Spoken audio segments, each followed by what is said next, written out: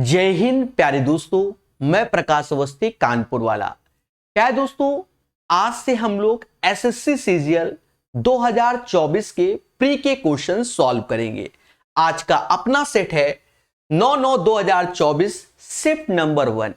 Session को start करने से पहले बता दूं, इसकी सॉल्यूशन पीडीएफ हम टेलीग्राम में डाल देते हैं। पहला क्वेश्चन आपके स्क्रीन के सामने कहता है, निम्नलिखित तालिका 5 अलग अलग विषय में 5 छात्रों द्वारा प्राप्त अंक 100 में से दर्शाती है। सभी विषयों को मिलाकर 79% अंक किसने प्राप्त किए? क्या दोस्तों, इसने खुद ही बोला है कि 5 सब्जेक्ट हैं और सभी में 100 अंक, यानी टोटल 500 हो गए। और कहीं ना कहीं 79% अंक हमें चाहिए, तो यहां परसेंटेज 2 जीरो खा जाएगा, 5 का गुणा कर दोगे तो 395 आ जाएगा। 395 हमने तेजी से कैसे किया, 79 को 80 समझा, 80 पंजा 400 और 5 कम कर दिया, 395 आ गया। अब कहता है इनमें चारों में से कौन होगा, तो भैया सभी सब्जेक्ट के आपको जोड़ने होंगे। पहला जोड़ने गए तो 5 5 10 5 15 हासिल 1 आया, 9 8 17 17 1 18 18 7 25 25 और 14 39, यानी पहला ही एडिशन में आ गया। जिसका नाम तरुण था, तो तरुण एक ऐसा बंदा होगा जिसकी 79% आ जाएंगे। लेकिन अगर पहला ना होता तो फिर हम दूसरा भी जोड़ते, तीसरा भी, चौथा भी, पांचवा भी, और इसमें से एक नहीं भी जोड़ते क्योंकि 4 नाम ऑप्शन में दिए गए, तो शोभित भैया को हम नहीं जोड़ते क्योंकि ऑप्शन में शोभित भैया नहीं दिए गए। तो उम्मीद है पहला क्वेश्चन क्लियर हो गया होगा। चलिए आगे बढ़ेंगे। ये जोड़ने में पहला ही आ गया है, अगर ना होता तो रोहित को भी मैं जोड़ता। एक प्यारा क्वेश्चन, सेम पैटर्न के क्वेश्चन पहले से ही समाज में भर भर के हैं। ध्यान देना, यहां थोड़ा सा बदलाव करने की कोशिश की है। कहता कोष्टक में दी गई संख्या प्रत्येक विषय के अधिकतम अंक को दर्शाती है, यानी ये 150 130 120 100 60 40 मैक्सिमम मार्क्स को।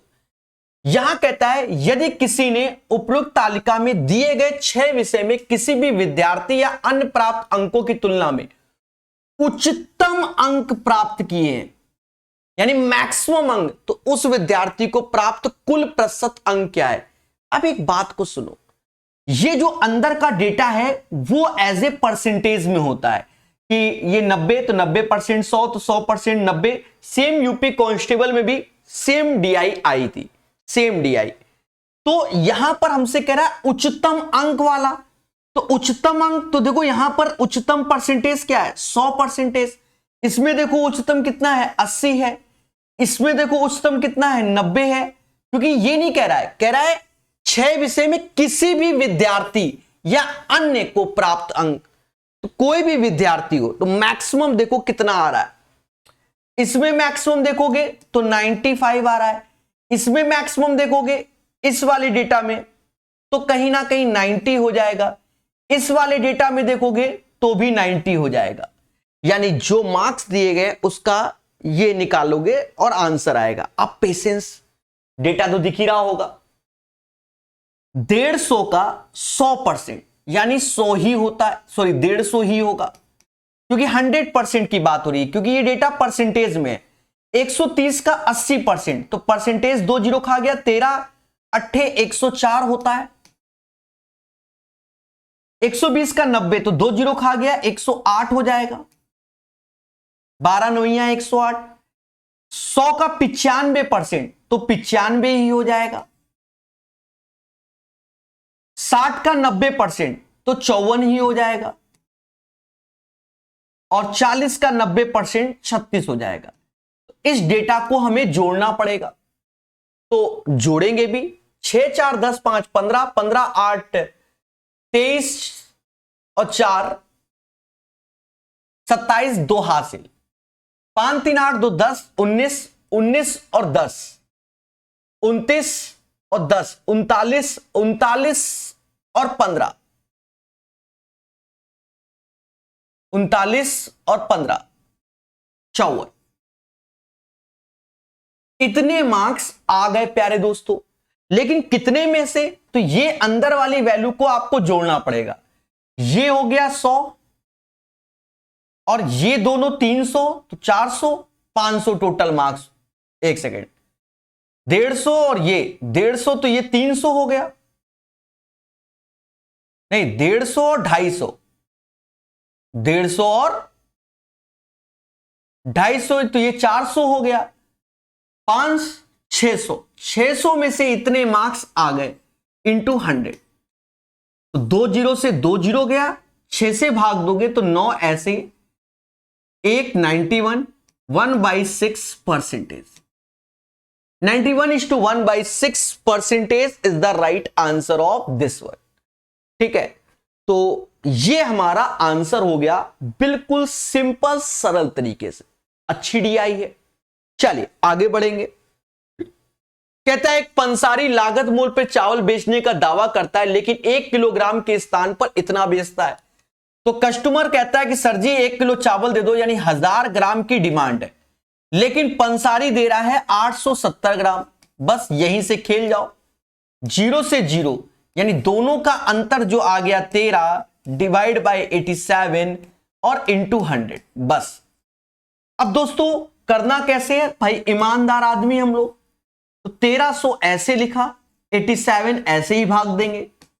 कहीं ना कहीं एक बार में तो जाएगा। 10 में से 7 गया 3 आया, 12 में से 4 मतलब 8 गया तो 4 आया 0। अब कितनी बार जाएगा, अगर मैं इसमें 5 का गुणा करता हूं तो 8 5 40 ज्यादा हो जाएगा, तो 4 का गुणा होगा, यानी 14 पॉइंट समथिंग। लेकिन देखा जाए 5 का गुणा करें तो ये बिल्कुल थोड़ा बहुत अंतर आएगा, यानी 15 से कम और 14 पॉइंट समथिंग एक ही ऑप्शन है। 14.94% इज द राइट आंसर। अरे देवताओं, इसमें 5 का गुणा करोगे तो 35 और 435 आ जाएगा, तो यहां 430 है, तो 15% तो होना ही नहीं, उससे थोड़ा सा कम, तो 14.94% अप्रॉक्स या एग्जैक्ट आंसर हो जाएगा। बढ़िया क्वेश्चन पे आए दोस्तों। ठीक है, इस क्वेश्चन को हम लोग 2 बार देखेंगे आज ही के सेशन में, और बड़े आराम से बताएंगे, क्योंकि भविष्य में जो बच्चा मेरा वीडियो देखेगा वो इसी क्वेश्चन के लिए देखेगा। इसको 3 स्टार लगा देते हैं और बड़े प्यार से सॉल्व कराते हैं। पहले बेसिक तरीके से समझो। अच्छा एक चीज समझो, बेसिक तरीका अपना ऐसे वाला है, पहले समझा दे रहे ऐसे वाला, लेकिन आप देख रहे होगे नीचे जगह नहीं है, तो इसको हम उल्टा कर देंगे। समझो ऐसे लंबे में कर देंगे। 2 उम्मीदवारों के बीच हुए एक चुनाव में Y% मतदाताओं ने मत नहीं दिए, नहीं डाला। बहुत अच्छी बात है, यानी टोटल कितना वोट था अभी हमको नहीं मालूम। Y% लोगों ने वोट नहीं दिए, जो बोल रहा है हम उसी हिसाब चल रहे हैं। ठीक है, फिर कह रहा है डाले गए मतों में से 10% मत अवैध घोषित कर दिए गए। अब 10% मत अवैध घोषित कर दिए गए, तो ये अपने आप में जो चीज होती है वो 100% होती है, और उसके बाद जो बचता है वो 90%। आप देखो ये 100% मैं अगर लिखूं तो ये 90% हो जाएगा, यानी 10 का 9 हो जाएगा। तो 10% का मतलब आप समझ गए ना। तो ये वैल्यू अपने आप में, इसको हम 10 ले रहे हैं और रेशियो में ये कह रहे हैं 9।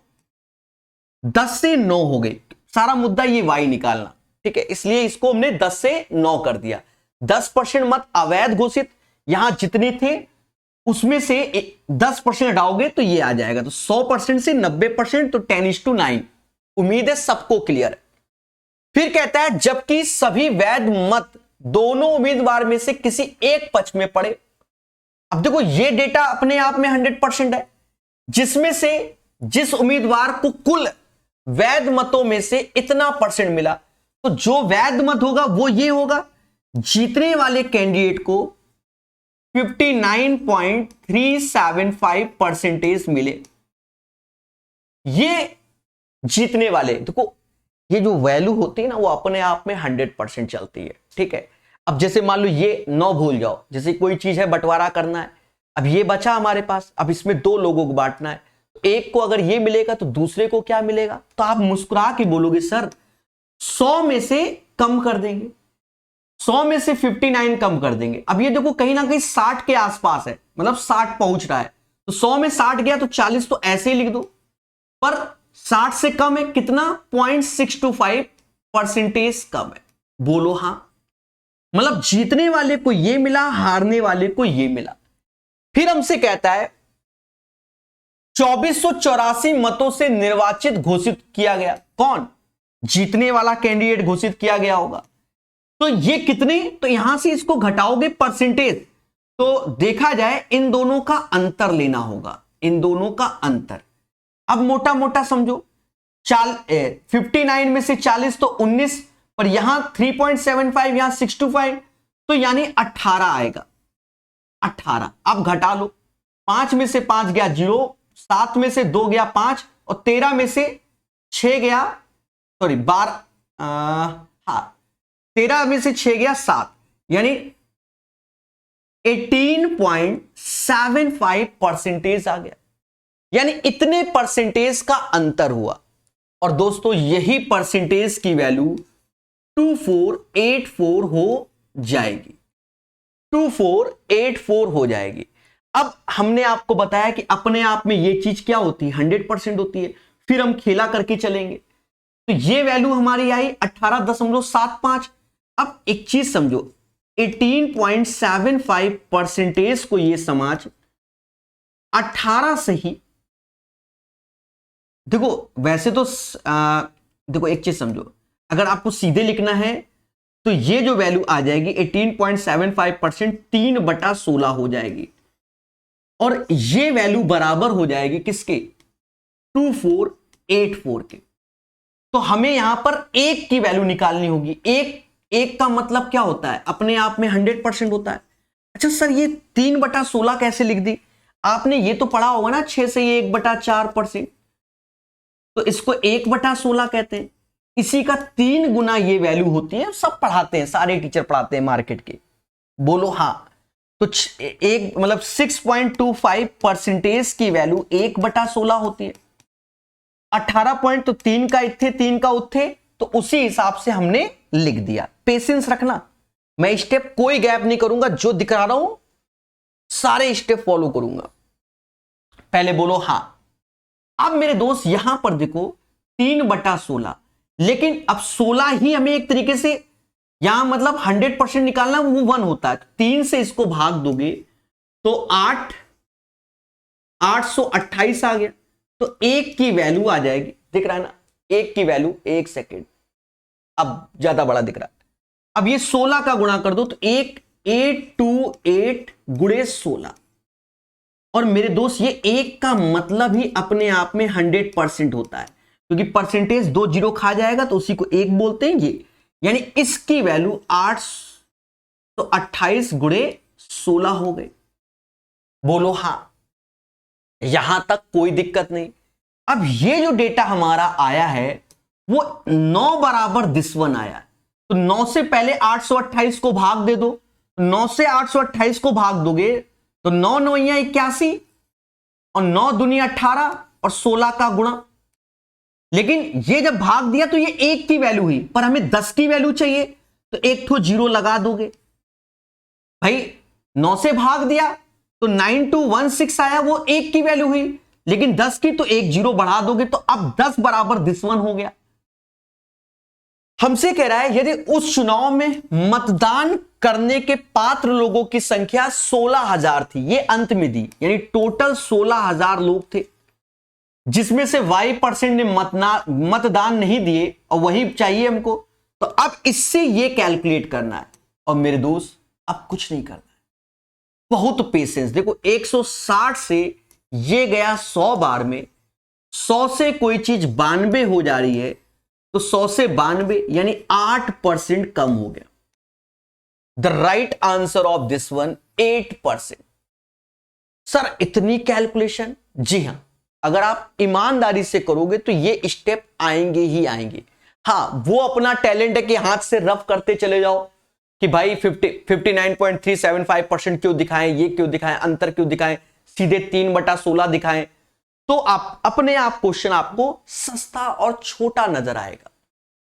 ये पूरा एक्चुअल डेटा है, मैं दोबारा इसको बताता हूं, फिर शॉर्टकट भी बता देता हूं, चिंता मत करो। देखो आप क्वेश्चन तो पूरा पढ़ लिया है। टोटल वोट हमें दिए गए 16,000। कितने दिए गए? 16,000 दिए गए। Y% ने वोट ही नहीं डाला, मतदान नहीं, तो जो बचा वो मुझे नहीं मालूम। डाले गए मतों में 10% अवैध घोषित हो गए, तो 10 से 9 हो गया। 10 से 9, इसकी वैल्यू 9 हो गई। अब जो कैंडिडेट जीता है उसे 59.375% मिला है, तो जो हारा है उसे 40.62% मिला होगा। बोलो हां। लेकिन आप अच्छे जानते हो कितने वोटों से जीता, तो दोनों का अंतर 18.75%, जो कि 2484 हो गया। अब 18.75% का मतलब 3/16 कैसे आया? 6.25% को 1/16, तो इसे 3/16, तो 3 से भाग दिया, तो कहीं ना कहीं 828, तो 1 बराबर 828 गुणे 16, और 1 का मतलब होता है 100%, यानी जो ये वैल्यू होगी वो अपने आप में 100%, क्योंकि उसी में से दोनों घटा के लिखे गए ना, तो ये 100%। अब 9 बराबर दिस वन, तो 10 बराबर दिस वन, तो 16,000 से ये हो गया। अब 160 से ये जाता है 100 बार में, तो 100 की चीज 92, 8% इज द राइट आंसर। उम्मीद है सीख गए होंगे। इसी क्वेश्चन को हम फिर से करते हैं, और इस बार हमने क्वेश्चन को पढ़ रखा है। हाँ ठीक है। अब देखो, पहले दो उम्मीदवारों के बीच हुए एक चुनाव में Y% मतदाताओं ने मत नहीं डाले, तो माना पहले ए लोग थे, Y% ने मतदान ही नहीं किया, कोई दिक्कत नहीं, Y% ने मतदान नहीं दिया, तो अब ये बी हो गए। समझना, कह रहा डाले गए मतों में से 10% मत अवैध घोषित हो गए। 10% मत अवैध घोषित कर दिए गए, यानी मत आपके कम हो रहे। 10% का मतलब होता है 1/10, यानी 10 से 9 हो गए। 10 से 9 हो गए, जबकि सभी वैध मत दोनों उम्मीदवार में से किसी एक के पक्ष में पड़े, जिस उम्मीदवार को कुल वैध का इतना % मिला। अब देखो, टोटल ये पड़ा, एक बंदे को 59.375% मिला, तो बाय डिफॉल्ट जो दूसरा बंदा होगा 100 में से घटा दोगे तो कहीं ना कहीं 40.75, 100 में से घटाओगे तो कहीं ना कहीं 40.625% दूसरे बंदे को मिलेगा, और अंतर कितना आएगा? अंतर 18.75% आ जाएगा, और यही 18.75% की वैल्यू 2484 हो जाएगी। सभी बोलो हां। अब देखो 18.75% का मान, काम वही कर रहे हैं। देखो एक चीज समझो, काम वही हुआ ना, आगे के स्टेप तो वही दिख रहे हैं ना आपको, ठीक है।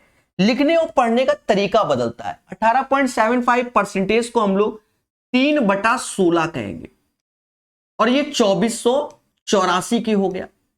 अब एक चीज समझो, टोटल अपने आप में ये वैल्यू अब 16 कहलाएगी, ये वैल्यू अब 16 कहलाएगी, और उसमें से तीन वोट का ये मैटर है, तो 3 ये कहलाएगा। बस मुद्दा खत्म। शुरुआत में हमको वोट दिया गया टोटल 16,000, तो ये 16,000 ऐसे लिख दो, और अब ये 3 वाला तो वो 2484 हो गया, 2484 हो गया। अब हमें ये Y% निकालना है। वो कैसे? A और B का रेशियो अगर हम निकाल लेंगे तो ये आ जाएगा। अब अगर आपको बिल्कुल शॉर्टकट दिखाना है तो मालूम है, हाथ होता है अपना, ऐसे करके रफ कर दो। अब बच्चे को क्वेश्चन क्या दिखेगा? बिल्कुल इतना सा।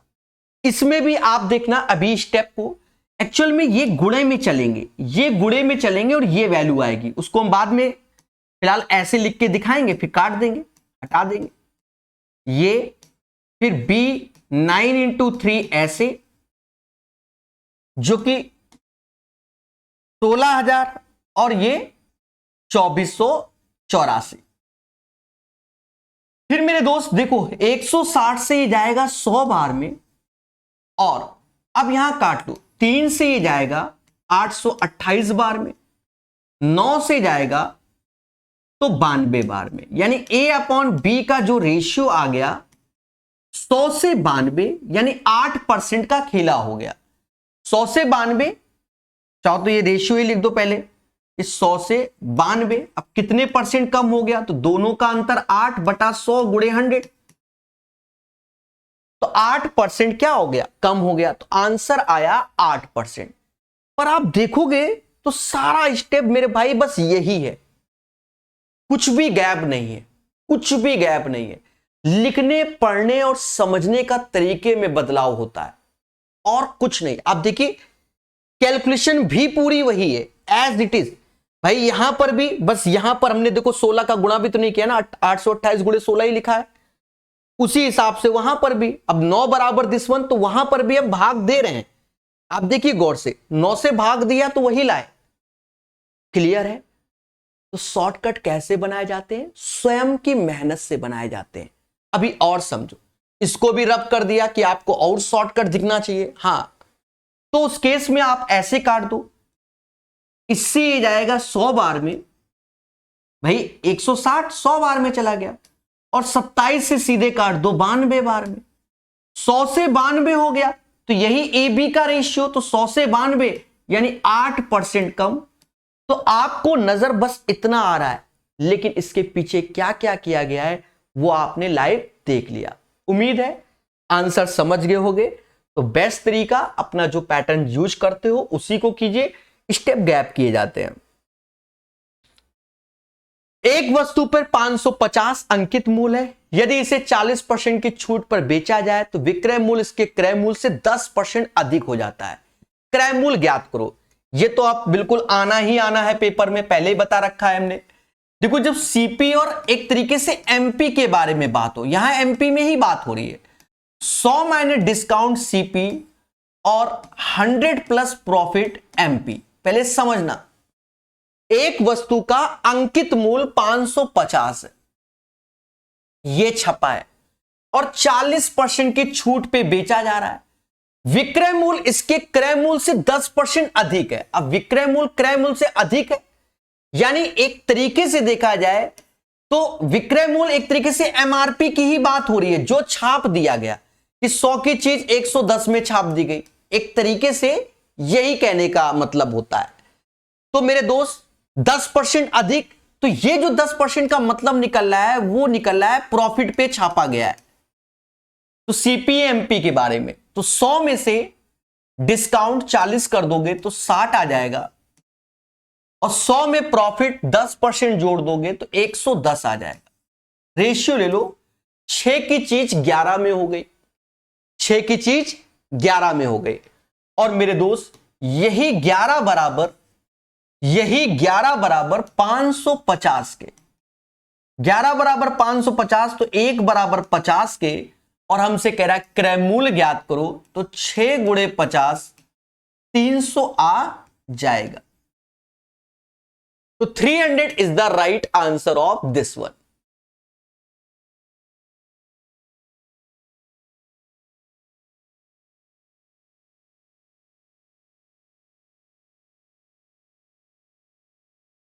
उम्मीद है यह क्वेश्चन आपको क्लियर हो गया होगा, ऐसी हमें आशा है। इस क्वेश्चन को हम लोग दोबारा भी देखते हैं, ठीक है, दोबारा भी देख लेते हैं।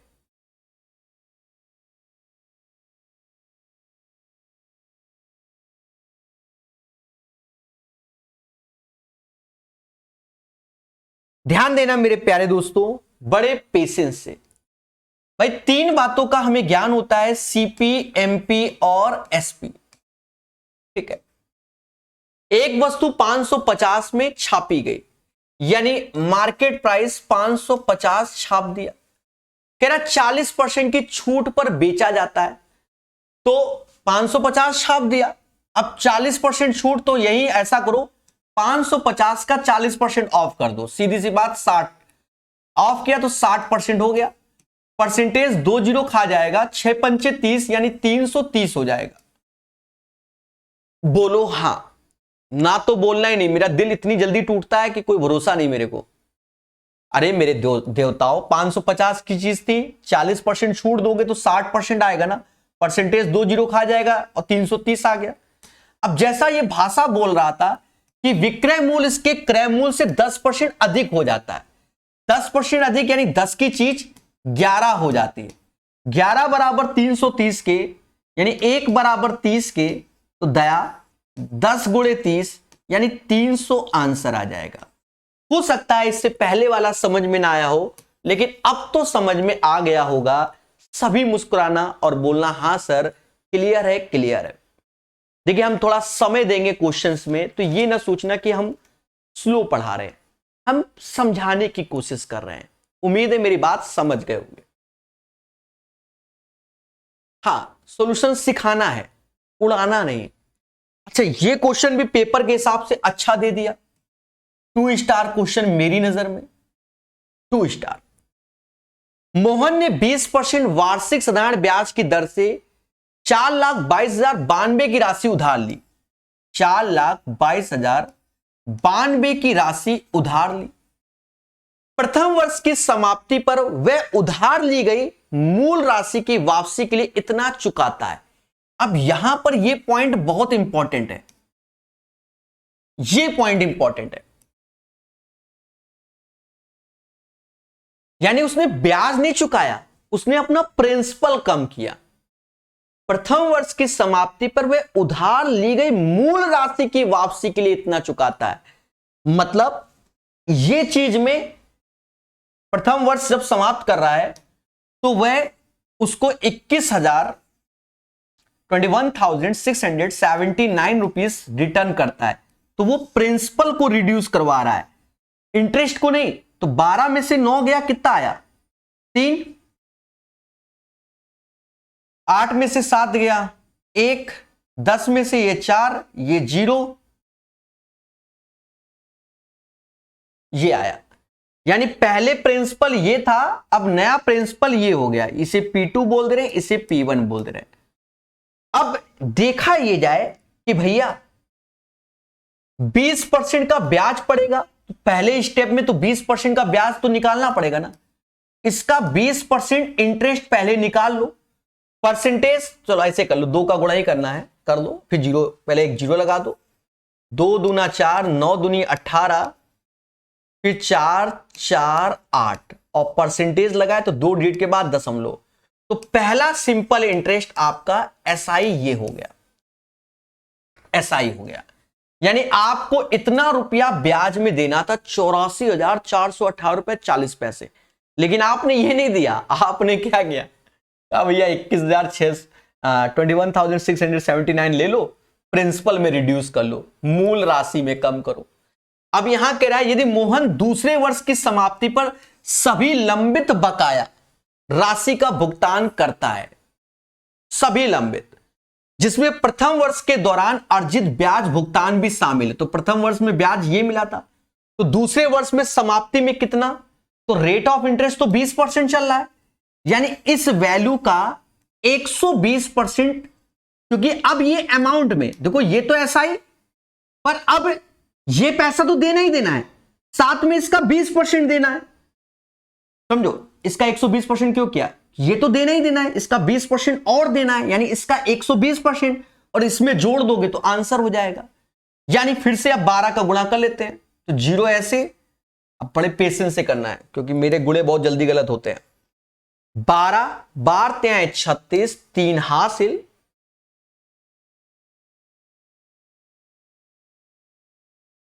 12 3 36, 3 हासिल, 12 3 15 हासिल 1, 12 चौक 48 और 1 49। तो क्योंकि आगे 0 लगा है, फिर 0 लगा है, और 12 चौक 48।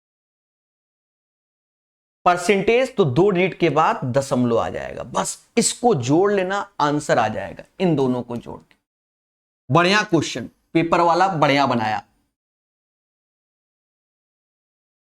8 5 13 हासिल वाला 14, हासिल 1 गया, 9 और 1 10, 1 11, 4 4 8, 1 9, 4 ऐसे आया, 8 दूनी 16, इतना, यानी 5,64,914 रुपए। This is the right answer. ये समझ लो 90% जो बच्चा तैयारी कर रहा है SSC CGL का, या तो उसने गलत कर दिया होगा या छोड़ दिया होगा। 90%, 10% वो बच्चे होंगे जो सही आंसर निकाले होंगे, जिनके अंदर पेशेंस होगा कैलकुलेशन करने का। ठीक है। इसमें क्या है, एक चीज और रहती है ना कि अगर दशमलव में आ रहा है तो कभी कभी मैंने एसएससी के एग्जाम में ये देखा है कि जैसे मान लो यहां पर 30 पैसे एक्स्ट्रा आ जाएगा तो वो हटा भी देता है, जिससे नहीं डिजिटल सम वाले लॉजिक फेल हो जाते हैं। बात समझ में आया कि नहीं आया? बाकी इसमें तो लगा भी सकते हो, अपना दिमाग चला सकते हो, हाँ, एक बार आंसर आने के बाद। ठीक है, पेपर में करने में मेहनत लगती है। निम्नलिखित तालिका विभिन्न परीक्षा केंद्रों PQR में कुल उपस्थित उम्मीदवारों और उपस्थित उम्मीदवारों की संख्या दर्शाती है। किस वर्ष में सभी केंद्रों में अनुपस्थित रहने वालों की संख्या दूसरी सबसे अधिक है? देख लो, पहली नहीं बोला, दूसरी बोला, अनुपस्थित। देखो यहां कुल ये उपस्थित दोनों का अंतर कितना आया? 3, इसका अंतर 5, इसका अंतर 4, इसका अंतर 11, इसका अंतर 11, यहां घटा लो, यहां अंतर 11, यहां अंतर 20, यहां अंतर 20, यहां अंतर 12, यहां अंतर 14। ये घटाने पर जो आ रहे हैं वो अपसेंट वाले आ रहे हैं। ये 5 अपसेंट, यहां 5 अपसेंट, यहां 10 अपसेंट, यहां 8 अपसेंट, यहां 5 अपसेंट। अब हमसे दूसरा सबसे अधिक बोला है तो यानी हमें पूरा डेटा चेक करना पड़ेगा। 11, 3, 14, 5, 19, ये 30 हो गया, 34 हो गया, 31 हो गया, 14, 11 कितना?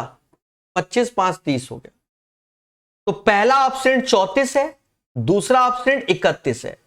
31 है 2019 में, आंसर 2019 आएगा।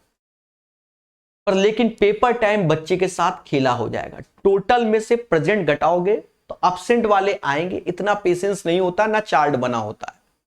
ठीक है, ये भी अच्छा क्वेश्चन है पेपर के पॉइंट ऑफ व्यू से। दी गई तालिका में एक संस्थान में 3 अलग अलग विषय में 3 विद्यार्थी द्वारा प्राप्त अंकों का प्रतिशत दर्शाया गया है। यदि परीक्षा उत्तीर्ण करने के लिए इतिहास में न्यूनतम 105 चाहिए, 105, इतिहास में 175, 105 मार्क्स चाहिए आउट ऑफ 175 इंटू 100। कहते हैं 35 से ये 3 बार में, 35 से ये 5 बार में, यानी 60% मार्क्स चाहिए हिस्ट्री में। तो कितने विद्यार्थी परीक्षा में उत्तीर्ण हुए? लेकिन हिस्ट्री में 60% चाहिए तभी हम पास करेंगे। तो ये 54 है, ये 51 है, इसके 60% से ज्यादा है, यानी 75। 60% तो श्याम के ही 60% से ज्यादा है, यानी मेरे दोस्त एक विद्यार्थी। और यहां पर जो डेटा दिया गया प्राप्त अंकों का प्रतिशत दर्शाया गया है।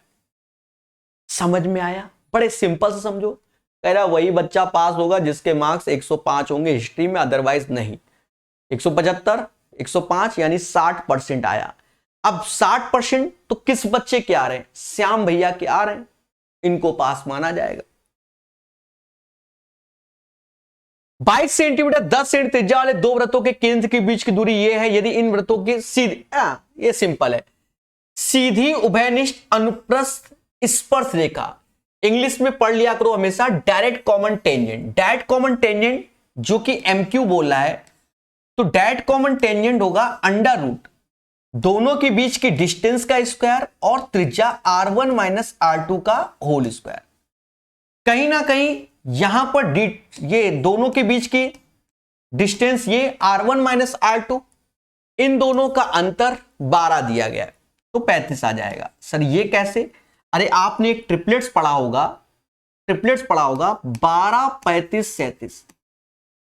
नहीं पढ़ा तो पढ़ो अच्छे से, कैसे निकालते हैं मैं उसको भी सॉल्व कर दूंगा। 35 कैसे आया? ये नहीं कि ट्रिपलेट्स ही सब कुछ है। देखो 12 का आधा होता है 6, 6 का स्क्वायर होता है 36, 36 से पहले 35, उसके बाद 37, ऐसे बनता है। मान लो हमें ट्रिपलेट्स नहीं मालूम है तो क्या करना है? तो 37 में 12 घटा दोगे तो 25 आ जाएगा, और 37, 12, 49 हो जाएगा। तो 5 गुणे 7 बाहर आएगा, तो 35 इज द राइट आंसर। वरना ट्रिपलेट्स का सहारा लो, सीधे आंसर दो। 35 is the right answer of this one, question number 9 का। चलिए आगे बढ़ेंगे। क्वेश्चन नंबर 10, भरण पाइप P भरण Q से 21 गुना तेज है। अधिक नहीं बोला, इंग्लिश में जरूर पढ़ लिया करो। तो P और Q, यहां एफिशिएंसी के बारे में बात हो रही है कि भैया P Q से 21 गुना, यानी Q अगर 1 लड्डू बनाता है तो P कितना बनाएगा, 21 लड्डू बनाएगा, अकॉर्डिंग टू द क्वेश्चन। यदि Q एक टंकी को 110 मिनट में भर देता है, भाई 110 मिनट, Q 1 मिनट में 1 लड्डू बनाता है, बनाने 110 है, तो टोटल वर्क 110 हो जाएगा। अब कहता है दोनों भरण पाइपों एक साथ खोले टंकी, तो दोनों मिलकर एक साथ 22 लड्डू बनाते हैं, बनाने 110 है, तो 22 से भाग दोगे तो 5 आंसर आ जाएगा। 5 मिनट, क्योंकि 110 बटा 22 5 होता है।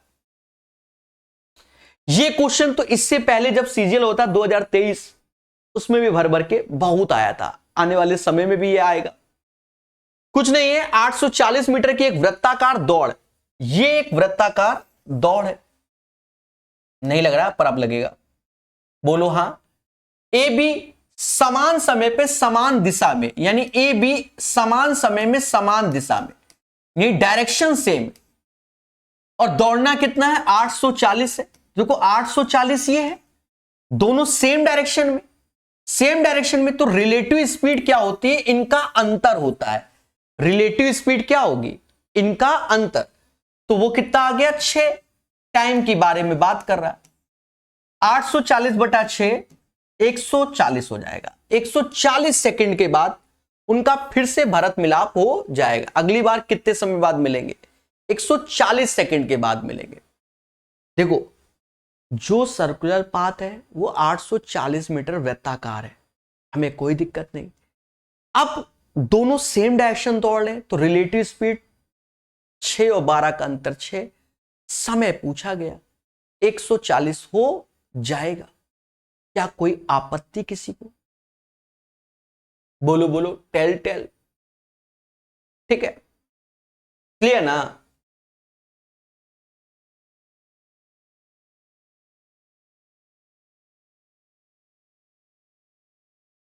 हाँ,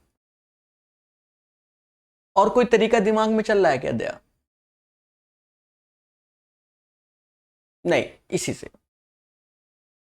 अब सिंपल क्वेश्चन देखो, 88 में 8 से डिवाइड करोगे तो 11 आ जाएगा, और बगल में बैठा है के, तो 11 के बोल दो। माइनस में 3 गुणे 3 9 हो जाएगा। ये 36 ये 35, तो समझदार है, तो माइनस का प्लस का 1 हो जाएगा, और के स्क्वायर ऐसे बराबर 1 के, तो 11 के माइनस 9 1 प्लस के स्क्वायर, तो ये क्वाड्रेटिक इक्वेशन बन गई। के स्क्वायर ऐसे माइनस का 11 के प्लस का 10, तो माइनस प्लस तो प्लस प्लस रूट्स होंगे, 10 एकम 10 यानी 10 और 1। आसान क्वेश्चन, ये इसका तो आंसर एक ही आएगा।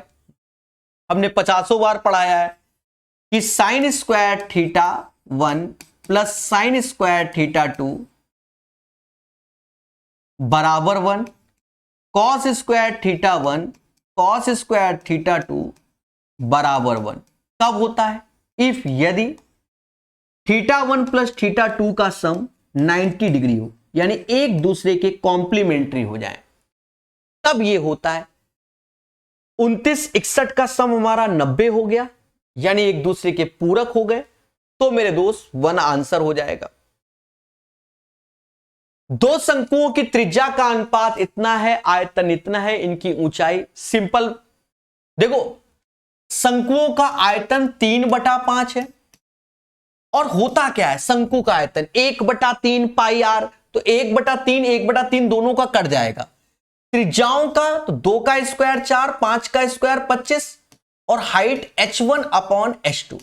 हाँ, अगर आपको सजाने हैं, 1 नंबर एक्स्ट्रा मिलता है सजाने में, तो फिर सजाओ। कैसे लिखोगे, 1/3 पाई r1 का स्क्वायर इंटू h1, फिर नीचे लिखो 1/3 पाई r2 का स्क्वायर h2, तो 1/3 पाई 1/3 पाई कट जाएगा, r1² अपॉन r2 आएगा, यानी 2 और 5 का स्क्वायर करोगे 4/25। सजाओ, नंबर मिलता है। हाँ, बचपन में मिलता है, अब नहीं मिलता। 5 से ये 5 बार में 5 से 5 बार में, तो ये क्या हो गया 15, 15/4। 15:4 इज द राइट आंसर। ये क्वेश्चन पेशेंस। अच्छा एक चीज देखो, पेशेंस में भी दिमाग लगाना है, पहले समझो। इससे ये जाएगा तो ये x+5 आएगा। सभी मुस्कुरा के बोलो हाँ। क्या इसमें कहीं नीचे x+5 आ रहा है? नहीं। इसका मतलब ये x+5 इसका एक फैक्टर होगा, इसका एक फैक्टर होगा। तो कहीं ना कहीं आपसे ये जब जा रहा है तो इस पे दिमाग देखो। ये साफ साफ नजर आ रहा है कि ये x+5 का होल क्यूब लिखा हुआ है और नीचे x+5 है, तो x+5 का होल स्क्वायर आएगा और उसे हम लिखेंगे x², 10x + 25, यानी आंसर ये आ जाएगा।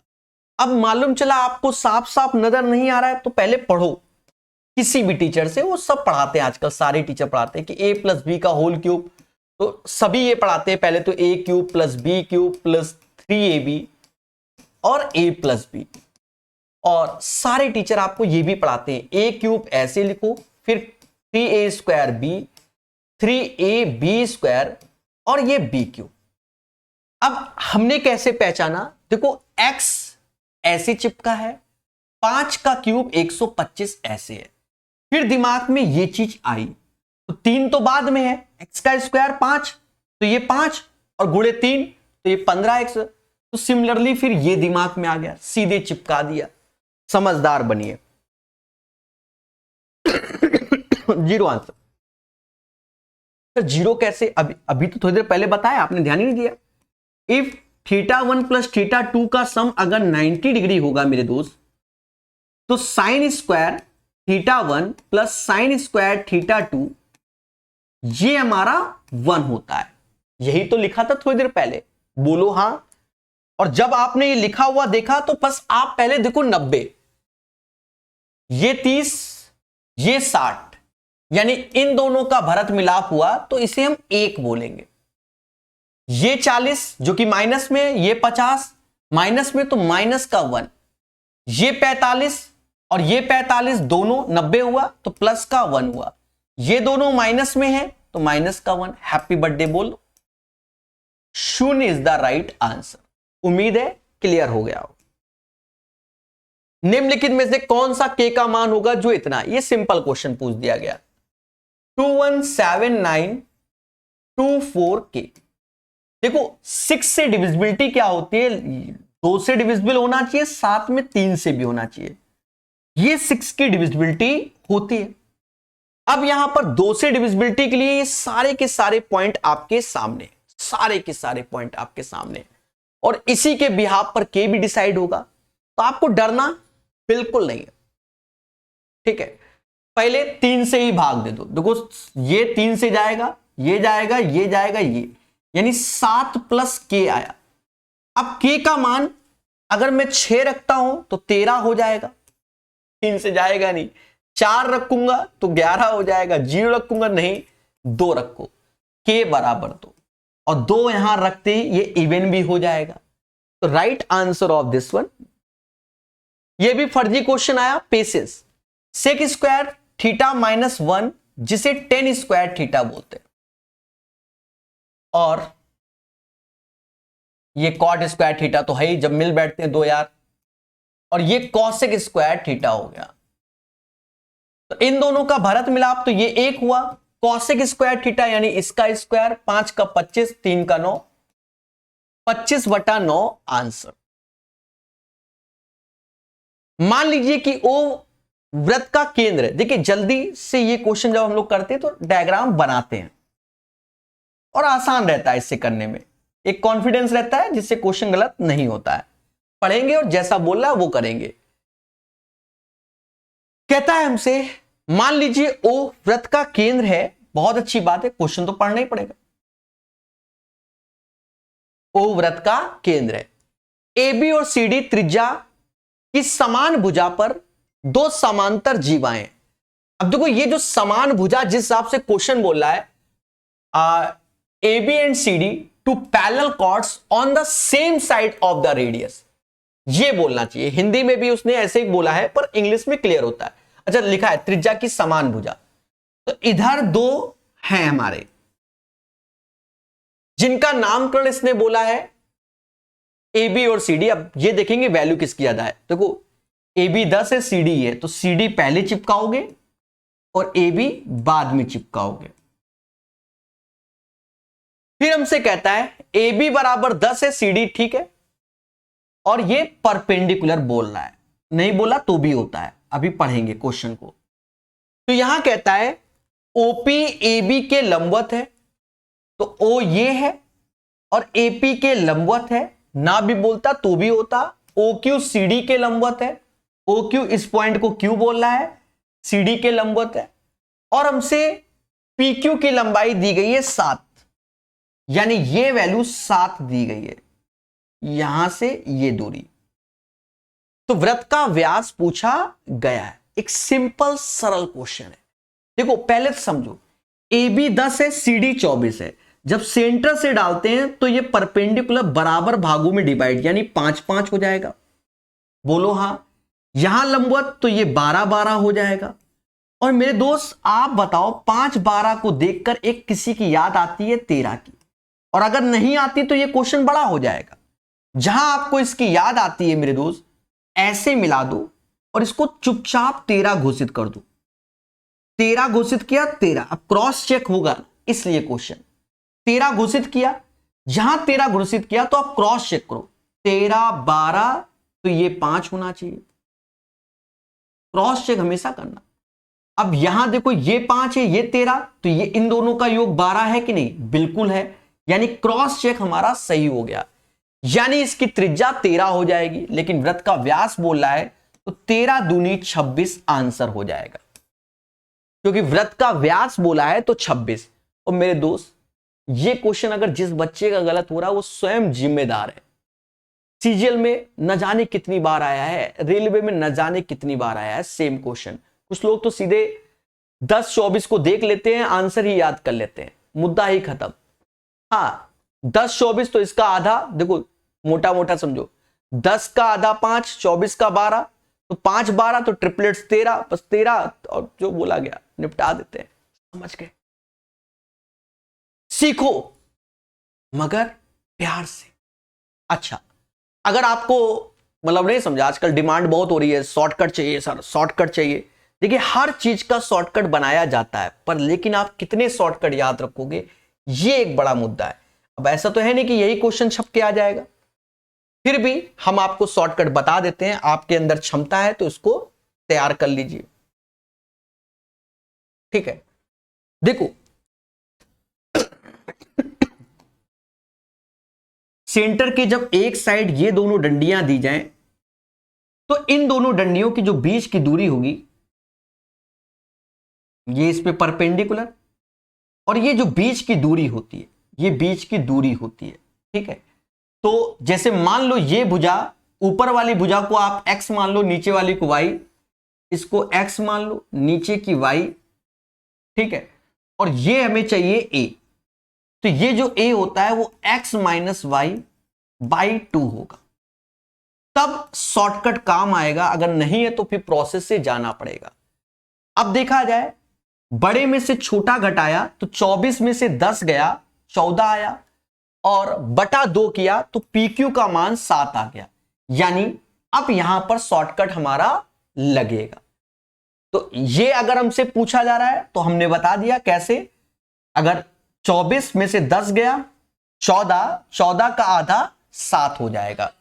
सभी बोलो हां कि ये चीज हमें क्लियर हो गई, ठीक है। अब शॉर्टकट लगाना है ना मेरे भाई, तो अब देखो ये 10-24 तो वैसे भी ये परपेंडिकुलर होते हैं, तो 10 का आधा 5, 24 का आधा 12, 10 का आधा 5, 24 का आधा 12, तो अब ये ट्रिपलेट्स काम करेगा 13। ये त्रिज्या 13 हो जाएगी, व्यास 13 का डबल 26। लेकिन मैं आपसे कहूंगा चुपचाप ऐसे कर लेना, ठीक है, कर लेना, क्योंकि कभी ना कभी अगर 7 की जगह 6 दे दिया तो फिर फिर तो आप प्रोसेस पे ही आओगे, तो वैसे ही आपको सॉल्व करना पड़ेगा। ठीक है, ये रटने वाली चीजें कहां तक ध्यान रखेंगे, वैसे तो याद करना चाहिए। ठीक है, याद करेंगे तभी हमें बेनिफिट होगा। यहां हमसे कहता है प्यारे दोस्तों कि निम्नलिखित में से कौन सा कथन ये निष्कर्ष निकालने के लिए पर्याप्त है कि दो त्रिभुज सर्वांगसम है।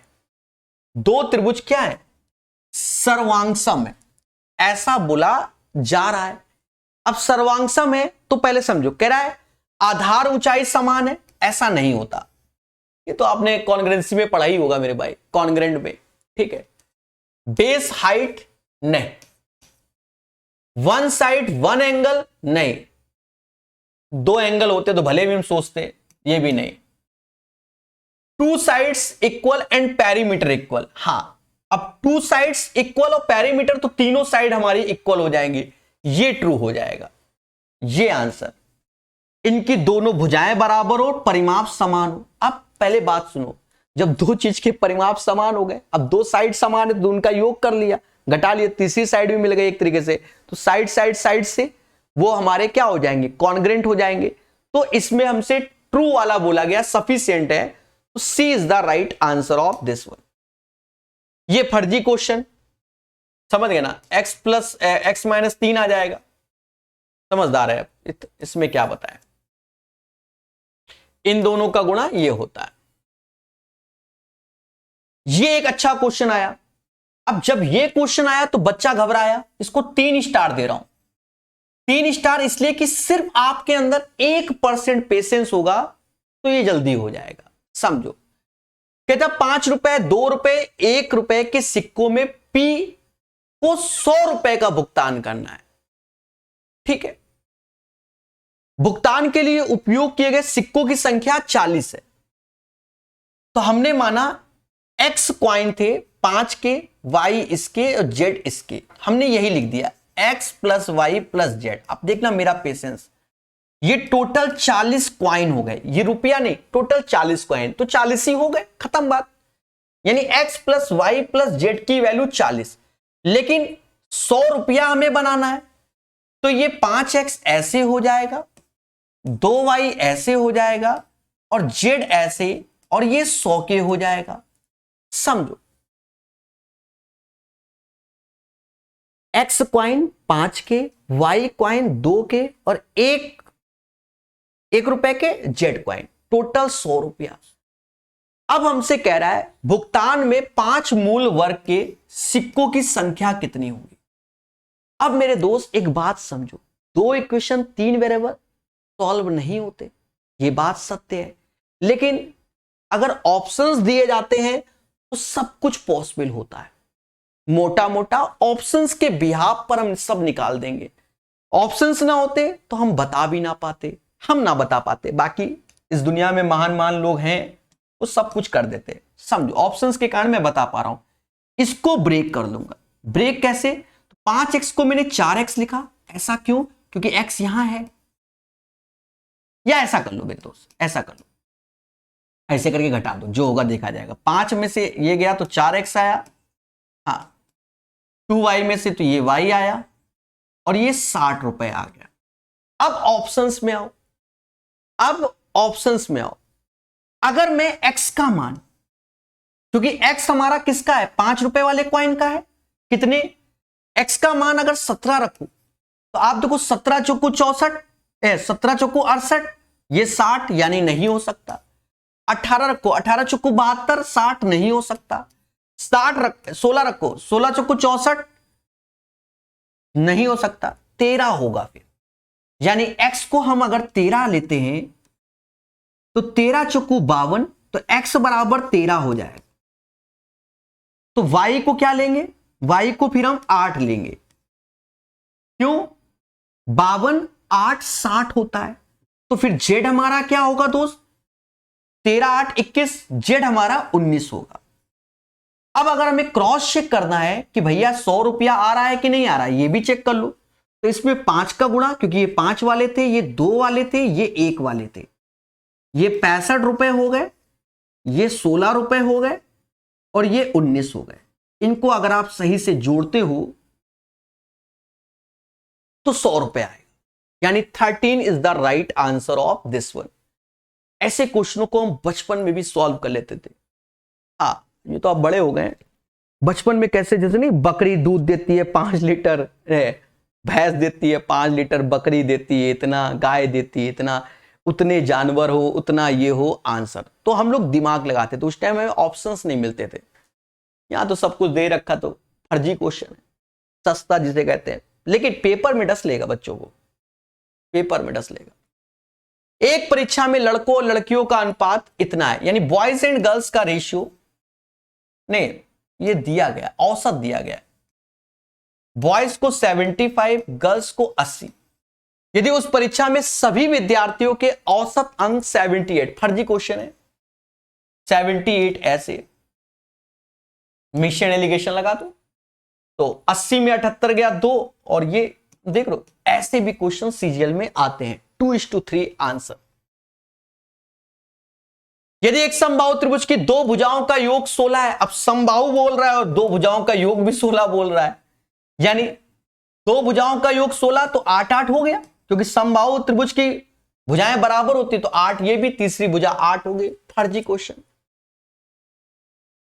राजेश को उसके प्रिंटिंग प्रेस में कुछ किताबें छापने का ऑर्डर मिला, जिसमें से उसने ऑर्डर की इतनी 34 दिनों में पूरी की। देखो 17/27, तो 27 यूनिट का ऑर्डर मिला, ऐसे कर लो बड़ा सिंपल वे में, 27 यूनिट का ऑर्डर मिला, जिसमें से 17 किताबें उसने छाप दी और वो 34 दिनों में छापी, तो बचा कितना 10। अब कितने दिनों में छापेंगे, तो 20 दिनों में, क्योंकि दया इसका डबल ये है तो इसका डबल ये हो जाएगा, टोटल बोल रहा है तो 54, यानी 27 का डबल 54। तो उसने छापाई का पूरा ऑर्डर कितने दिनों में पूरा किया, तो 54 दिनों में। यह सिंपल क्वेश्चन है। अब मुद्दा आया कि सर इसमें अटेम्प्ट क्या होगा।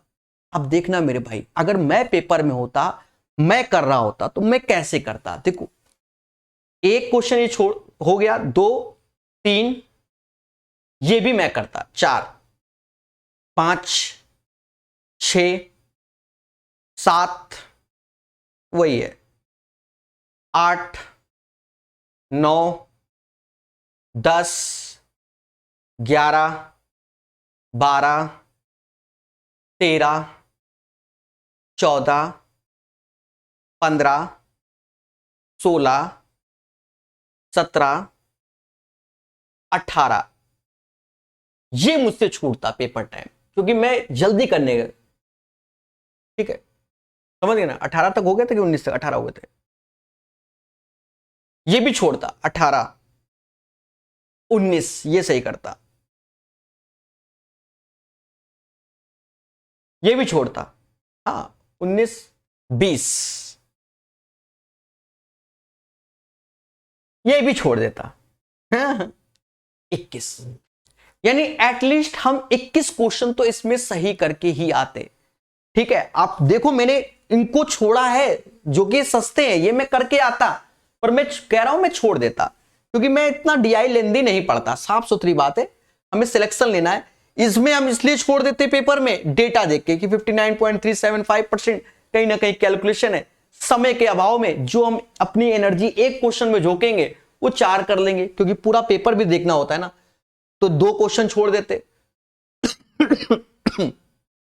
इसको भी छोड़ देते, डेटा ऐसा है थोड़ा सा आगे में समझ में ना आता, पेपर के बाद की बात कर रहा हूं मैं। तो 21 तो बेस्ट अटेम्प्ट है ही, इतना तो आपको करना चाहिए था। उम्मीद है आप सभी को सेशन समझ में आया होगा। सॉल्यूशन पीडीएफ हम टेलीग्राम में दे देंगे। धन्यवाद। वीडियो पसंद आए तो चैनल को सब्सक्राइब जरूर करना।